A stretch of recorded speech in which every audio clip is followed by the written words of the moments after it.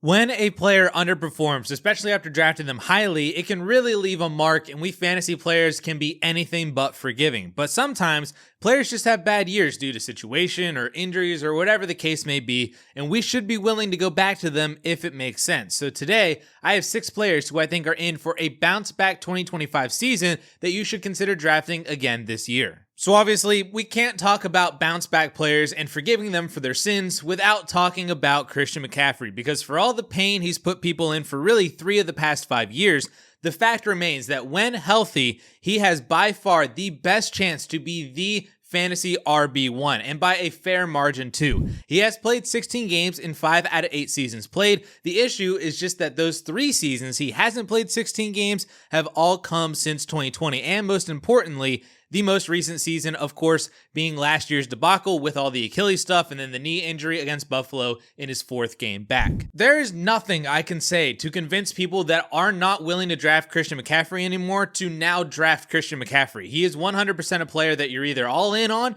or you're all out on, and that generally comes from if you've been burned by him before or not. But I have no concerns about his age now that he's 29 years old. That doesn't matter to me at all when Derrick Henry has been crushing it in his 30s. Saquon Barkley turns 29 in like 6 months. So if you're okay with Saquon Barkley's age, you're okay with Christian McCaffrey's age too. Situationally, the 49ers might need him more than ever because of the loss of Deebo Samuel, the current injuries to what seems like every wide receiver they have right now, and pretty much every backup running back they have too, and all of the defensive losses in the offseason that will probably make them have to throw more and score more to win games despite having the easiest schedule in the entire NFL. Christian McCaffrey is going to still have a huge role and be a massive fantasy producer if he can stay healthy. The last thing I'll say on CMC, which I don't think is predictive, but it's more of a fun trend. Every year, Christian McCaffrey has been drafted as the fantasy 101 overall. He's been a bust. 2020, he was a bust. 2021, bust. 2024, bust. But every year, he hasn't been the 101. He has played 16 games, and removing his rookie season in 2017, every other year, he hasn't been the 101. He has absolutely demolished fantasy football. So, in 2025, not being drafted as the 101, if the trend continues, gold mine at the end of your first round. I am absolutely in on Christian McCaffrey this year. Sticking with the running back position, another top 24 selection last year who busted due to injuries was Isiah Pacheco, who went down in week 2 with a broken fibula, and when he returned in week 13 was a shell of his former self and was not worth having on your roster, let alone actually playing him in the fantasy playoffs. But now we're on to 2025. He's had a full offseason to get healthy and strong, and all reports out of training camp are saying that he looks like he's back to where he was before the injury, which in case you don't remember, he put up 16 fantasy points in week 1, 16 fantasy points again in week 2 before getting hurt as the Chiefs' workhorse running back. It's only a 2-game sample, but his pace from those games would have been 290 carries, 60 receptions, 1,600 total yards, and 8 to 9 touchdowns. That is a pretty great stat line for a player that you can get in the late 6th or even 7th round of your drafts right now. I know people only remember the last things they saw from Isiah Pacheco, which was horrendously bad and inefficient production to end the season, and then even worse production in the playoffs and Super Bowl last year. But that was to be expected coming off of the injury. A broken fibula is not to be messed with, and even though it's a quick recovery of just a few weeks before they can get back on the field, the ramifications for a return to production are massive. A broken fibula is the same injury that Tony Pollard suffered at the end of 2022, and even though he had an offseason to recover, his start to the 2023 season was terrible and inefficient in Dallas as the RB23 in points per game through the first 10 weeks, with only 3 games over 55 rushing yards. It wasn't until mid-November that we started seeing the real Tony Pollard again. He even said as much around Thanksgiving that he started to feel like himself around that time.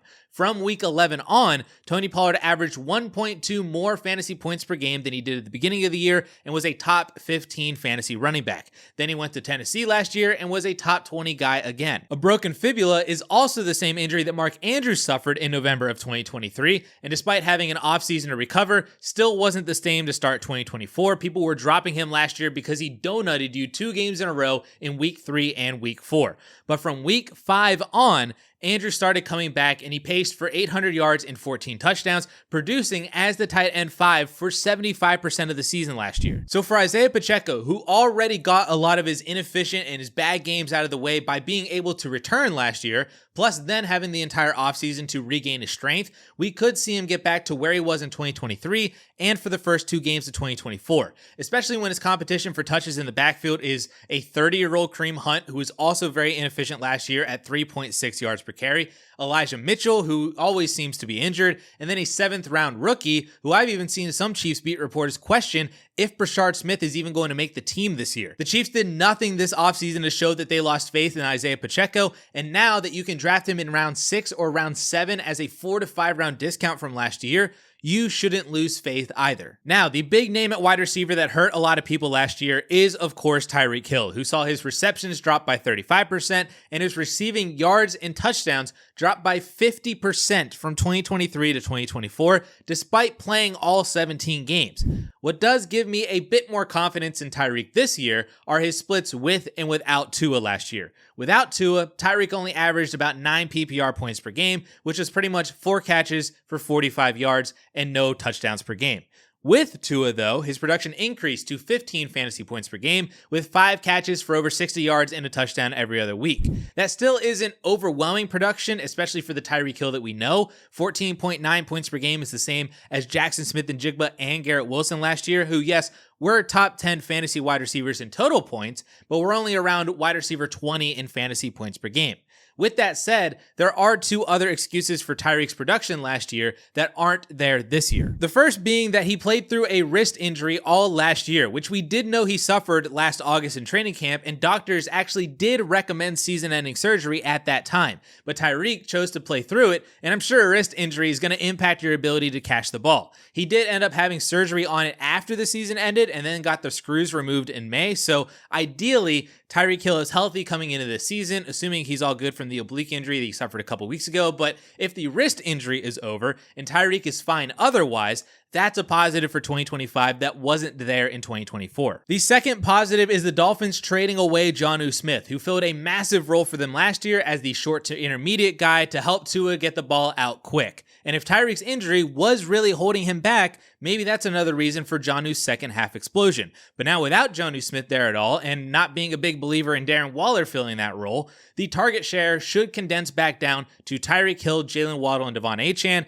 leading to Tyreek returning to a role much closer to his 170 targets that he saw in 2022 and 2023. Maybe now that he's 31 years old, he is starting to slow down a little bit, but I don't think age alone is a good enough reason to fully fade Tyreek Hill at his mid-3rd round ADP, which is a 2+ round discount from his price last year as the first wide receiver off the board and a top 3 pick overall. Assuming that he's healthy and back in a role like he was a couple years ago, Tyreek could be a steal at his ADP as your wide receiver 2 or even wide receiver 1 when you're pairing him with some stud running backs. This video is presented by Yahoo Fantasy. Fantasy season is in full swing, and we here at 4for4 are all over it. We've got drafts firing up, leagues are reuniting, and yes, some early group chat smack talk has already started. This year on 4for4, we are playing on Yahoo Fantasy, and you should too. Whether you're a first-timer or a veteran making your millionth league, I've always been a fan of how intuitive the Yahoo platform is. From draft day to waiver claims, it just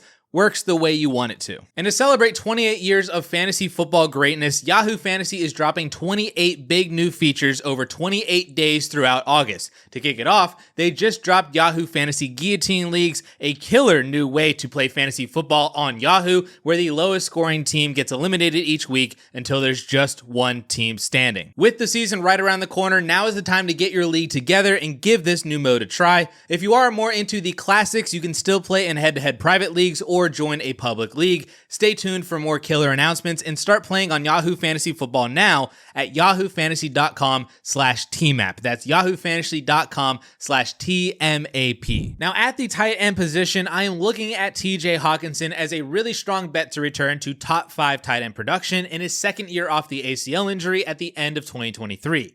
Last year was a complete zero for TJ Hockenson, and everybody should have seen that coming, returning from injury halfway through, playing with a new quarterback that he didn't get much training camp time with or any practice time really at all, and still playing behind Justin Jefferson and Jordan Addison. But what gives me hope for Hockenson in 2025 is his elite usage last year coming off the injury, even though there really wasn't that much production behind it. You can see clear as day in his game log that he was getting ramped up every single week, starting in the 40% of snaps when he first got back, then climbing up into the 60s for a majority of games before topping out at 78% of snaps in week 18. And what's even more encouraging is that despite only playing 50 to 60% of snaps for the majority of the year last year, he was still seeing really strong target numbers. In fact, he paced for 105 targets, 70 receptions, and nearly 800 yards in his 10 games played. He just never found the end zone. But 105 targets and 11 yards per reception is still great production for his first 10 games back from a devastating knee injury. And he was doing that with a fully healthy Justin Jefferson, a fully healthy Jordan Addison, and a fully healthy Aaron Jones out of the backfield. So now heading into 2025 with a full offseason to strengthen his knee, not just rehab it, but actually strengthen it, and in a high target role on a really good offense with a possible quarterback upgrade in JJ McCarthy if he is actually pretty good. Plus we have a 3-game suspension for Jordan Addison to start the year.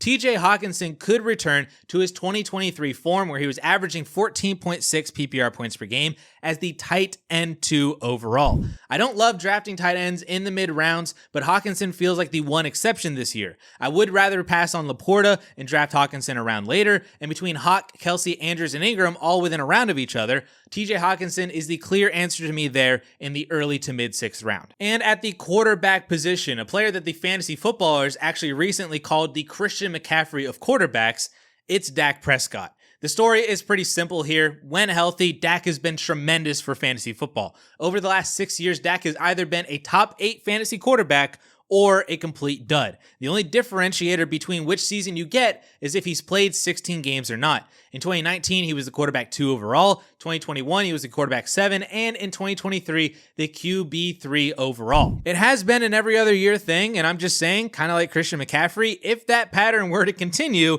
2025 could be another big year for Dak Prescott and the Dallas Cowboys. One could actually argue that his receiving core this year is the best it's been in quite some time, maybe since 2021 when he had CeeDee Lamb and Amari Cooper, because now, with the addition of George Pickens, he has CeeDee Lamb, George Pickens, Jake Ferguson at tight end. Kevontae Turpin is a very interesting NFL wide receiver 3 to help take the top off of defenses. And while maybe not a great running back anymore, I do think Javonte is a slight upgrade over Rico Dowdle as a receiver out of the backfield. And then if Jaden Blue ends up getting some work too, he is as dynamic as they come when catching passes out of the backfield as well. I still don't love that it seems like they don't really have a great run game, which I know kind of sounds counterintuitive for your fantasy quarterback to want that team to have a good run game, but I don't want Dallas to be so one-dimensional that they're very predictable for defenses to stop them. And I want them to be a good team and sustain drives, get into the red zone, and have opportunities to score. And if they're too one-dimensional and the passing game isn't working,